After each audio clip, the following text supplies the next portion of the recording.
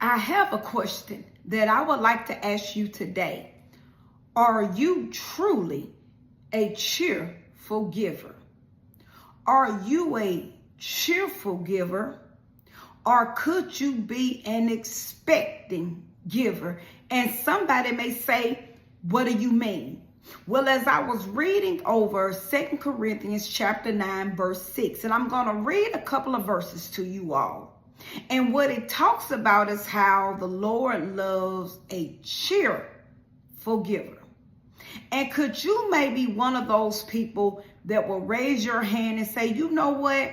I am a cheerful giver. But I want you to understand the difference.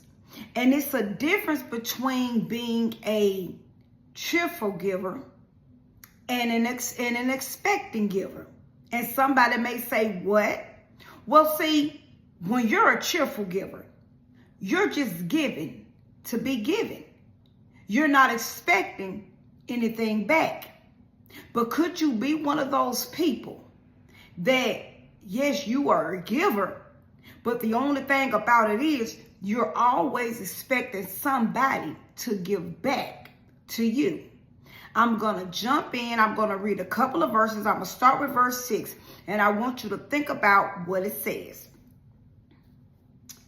Remember this: a farmer who plants only a fruit seed will get a small crop. But the one who plants generously will get a generous crop. Verse 7. You must each decide in your heart how much to give, and don't give reluctantly or in response to pressure. Okay? For God loves a person who gives cheerfully. In verse 8, and God will generously provide all you need. I'll ask the question again. Are you truly a cheerful giver? Or could you be an expecting giver? It's a difference. See, I'll raise my hand because, see, you could never tell me that I wasn't a cheerful giver, because I gave, and you may very well be like the way I was. But the only thing is, see, you're a giver, but are you a cheerful giver? Because, see, I was one of those people that, I'm not gonna lie, I would help you out and I would do for you. But you know what I felt like? If I need help, you better help me out. If I need something, you better be able to help me and do for me. I want you to think about it now, and could that very well be you? Because, see, the Lord had to deal with me about that. Oh, I would help you in a minute, and I would do it. And if you was down, I didn't mind helping you out. But the moment you came back up, you better look out for your good. And I didn't like it if you didn't look out for me. Now, I want you to think about what I just said, and that could very well be you. So if that's the way that I was looking at it, was I really being a cheerful giver? See, like the Lord had to deal with me about, if you said that you was doing it out the kindness of your heart, if you said you was doing it on behalf of me, whether a person never say thank you, come back and give you anything, that should be enough. Just the fact that you did it. But see, a lot of us, we do things. And see, if you're always looking for something in return, the problem with that is you get mad, you turn bitter, you get angry when you're not getting it back in return. And could that very well be you? See, it's a lot of people right now who was just like me. You felt like you bent over backwards to help somebody, but you was a cheerful giver, remember? You bent over backwards to help these people, and the moment they got on their feet, they didn't help you. See, you got people right now, you ain't talking to somebody right now because you know why? They didn't look out for you. And just be honest about it. You mad at somebody right now because you bought them a gift, and when your birthday came, when something came up, they didn't return the favor. Now you mad at them. Now can you be honest and raise your hand? Because again, I know it was me. I'm doing this stuff thinking that I'm giving, but the moment if I felt like I didn't get it back in return, I didn't like that. So was I truly a cheerful giver? See, when you truly out here giving and doing, see, we understand, like the verse said, we know that the Lord will supply our needs. So we do our part, always knowing that the Lord is going to always do his part. But see, could you just be one of those people, the moment you do it, you looking for that big check in the mail. You looking right now for that big check in the mail. You done went and helped somebody. You done gave some money to an organization, and now you ready for that check to be in the mail. But the only problem is when that check don't hit the mail, you're mad. And a lot of people done got mad at the Lord. Because see, a lot of people done gave and gave and gave their money, done sent their money here, and they done sent their money there. And see, when they feel like they didn't get the return on their investment the way that they wanted it, guess what? They turn on God. And could that very well be you? Could you be one of those people that feel like, but I did this for this person. I did that for that person. I gave money here. I gave money there. So why I'm not getting the money back? And a lot of people get mad and they turn their back on God when they need to be turning back to him. Could that very well be you? You could be sitting up there thinking that you're a cheerful giver and you're nothing but an expecting giver. And if that's the way that you operate, just like the way that I was operating, you're not a cheerful giver in God's eyes. I want you to think about it. Now, I want you to just be real about it. Even when you think about somebody's birthday, can you tell the truth and be like, if you give somebody a gift, are you truly just giving it for the heart? Or are you giving them that gift because you know you expecting one back on your birthday? And if that individual don't give it to you, I want you to be real now. Think about this. Are you going to be mad? If they don't give it to you, could you honestly say in your heart that if that person wouldn't get me a gift, you would still get them a gift? What about for Christmas? Why is the reason why you go out and buy all them gifts for them people? Why do you do it? And would you still do it if that individual was like, no, I can't do it? If that person missed 1 or 2 years without giving you anything, would you still do it and not be mad about it? And those are things we have to overlook within our lives. Why do you do anything for your mate? Why do you do anything for your significant other? Are you doing it just to do it?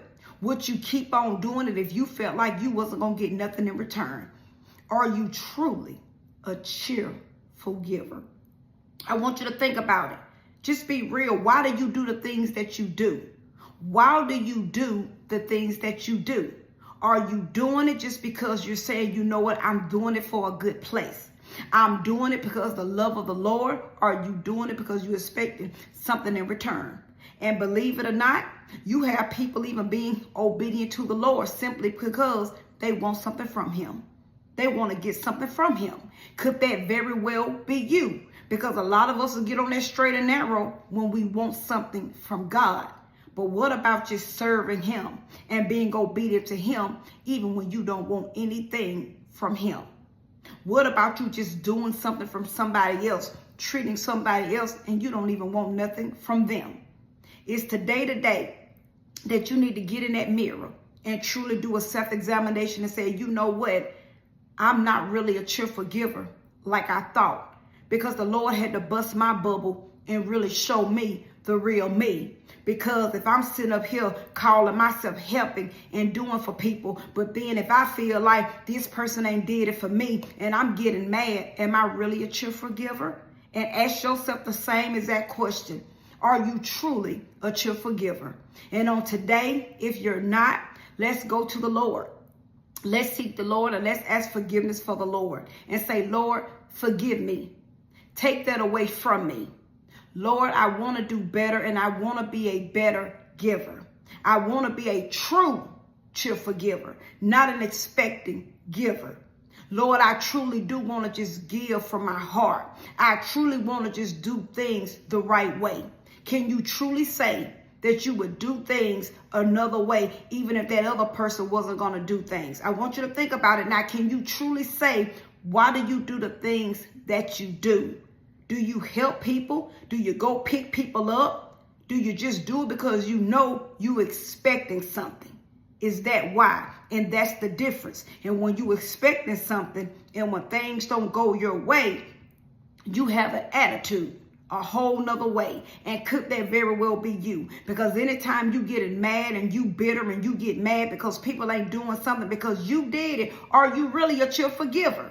And I had to look at my life and realize I wasn't a cheerful giver. So if we're like that, how do we truly expect the Lord to bless us if we know that we're not even blessing people for the right reason? We're not even doing things for the right reason. So I want you to think about it. And if that's you in your life, we have to cry out to God and ask God, help me.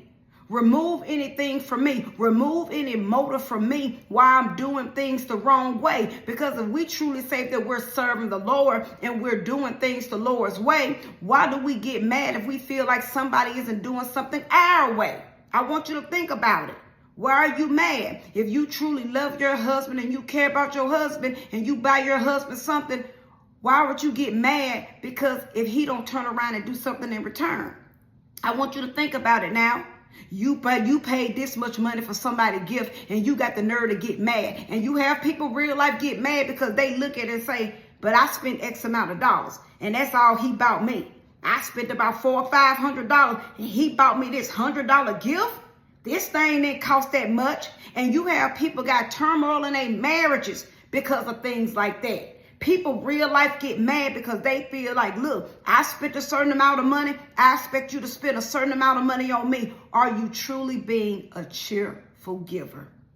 Overlook your life, because when it all said and done, we got to get this thing right, and we got to get this thing right before it's too late. And if you know that's something that you're dealing with, go to the Lord and say, Lord, I need help, and I truly want to be a cheerful giver. Forgive me, Lord, for thinking that I was a cheerful giver, but Lord, I really want to be a cheerful giver. Lord, work on me. Lord, work on me that regardless if a person don't do anything for me, that I'm always going to do what I'm called to do.